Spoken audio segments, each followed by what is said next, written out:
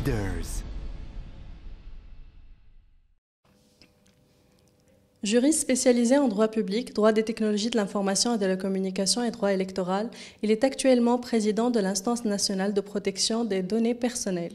Monsieur Chaouri Gades, bienvenue à Leaders. Tout d'abord, commençons par savoir qu'est-ce que les données personnelles.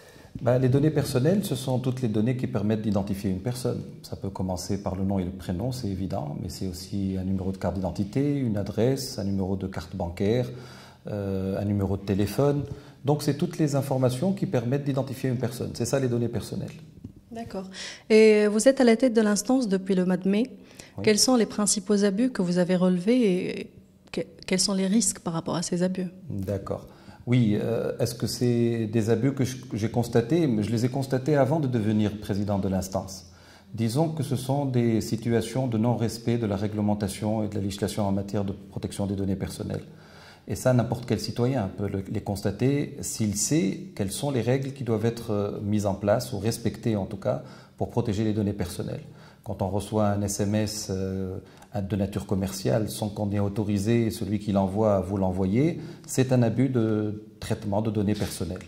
Quand on voit des numéros de carte d'identité et des listes de personnes avec leur numéro de carte d'identité qu'on a vu pendant la campagne électorale paraître comme étant des personnes qui parrainent sans qu'ils n'aient été au courant, donc une candidature d'un candidat, donc c'est un abus et c'est une violation des règles concernant la protection des données personnelles.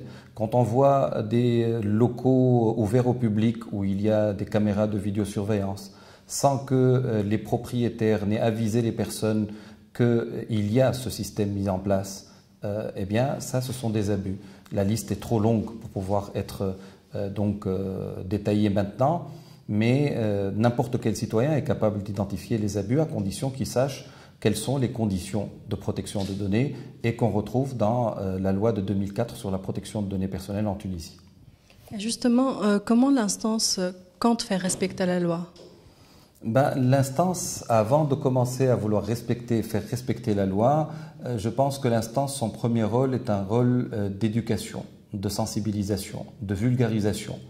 Il faudrait que l'instance soit capable, dans les mois à venir, d'expliquer aux Tunisiens que veut dire la vie privée. Maintenant, on a un article 24 dans la Constitution tunisienne qui reprend un peu l'article 9 de l'ancienne Constitution qui dit que l'État doit protéger les données personnelles, mais l'article 24 va beaucoup plus loin. Il dit que l'État est tenu de protéger la vie privée des individus, des citoyens, mais aussi des résidents d'une manière générale sur le territoire national.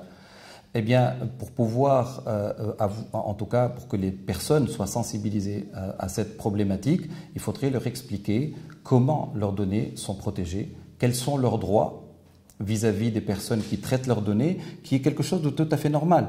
Aucune société, quelle qu'elle soit, ne peut vivre, ne peut être gérée si elle ne traite pas les données personnelles des individus. Alors les gens diront premièrement, que ça veut dire traiter les données? C'est toutes les opérations qu'on fait sur ces informations-là. Ça commence par la collecte de l'information, comment on l'obtient, il y a des règles qu'il faut respecter. Par la suite, ce sont toutes les opérations qu'on fait sur ces données-là, on les compare, on les classifie, on fait des études statistiques dessus. Ça permet aussi, dans certains cas, d'utiliser ces informations-là pour pouvoir avoir des décisions presque automatiques. Quelqu'un va demander un prêt bancaire à son agence bancaire, par exemple.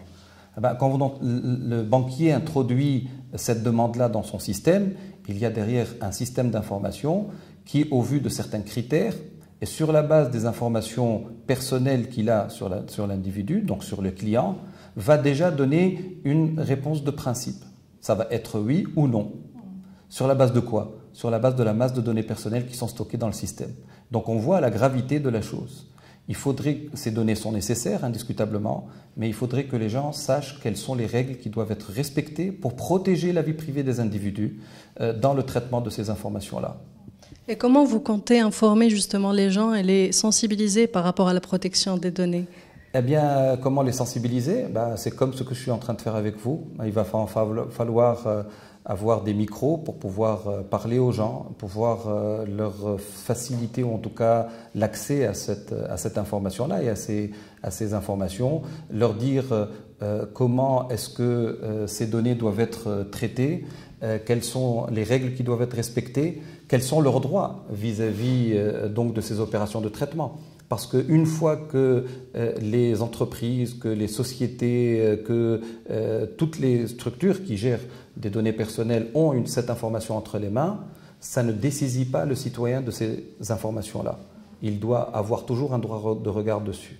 Par exemple, les Tunisiens ne savent pas aujourd'hui qu'une fois qu'ils ont rempli ce formulaire pour obtenir une carte de fidélité dans une grande surface, par exemple, ils ne savent pas qu'ils ont un droit d'accès à ces informations-là et qu'ils peuvent à n'importe quel moment aller au responsable de cette enseigne-là, à une adresse qui doit leur être indiquée pour leur dire « Donnez-moi les données que vous avez en votre possession et qui me concernent ». Et il va voir si, par exemple, il y a certaines données qui sont interdites de traitement. Par exemple, l'appartenance politique, les opinions, les croyances, les données de santé.